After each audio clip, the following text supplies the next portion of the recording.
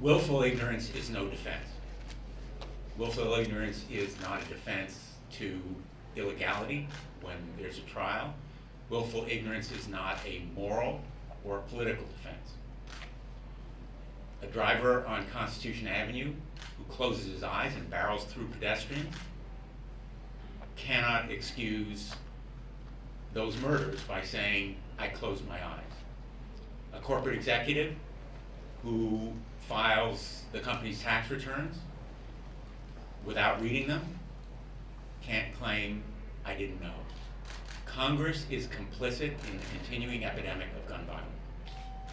And it is no excuse for Congress to say, we don't know, we can't know, we won't know. That's what Congress is doing now, by barring scientific knowledge about the causes and the reasons for gun violence. A substantial number of deaths resulting from gun violence are suicides, many of them a mystery. A substantial number are caused by domestic violence, sometimes equally mysterious, as are many of the other deaths that result from gun violence. Mysterious because we simply have no facts about them. And that is inexcusable and inexplicable, that a nation can close its eyes and adopt the Sergeant Schultz see no evil, hear no evil attitude toward a major public health crisis is unworthy of America. Now, the reasons for this policy may be political.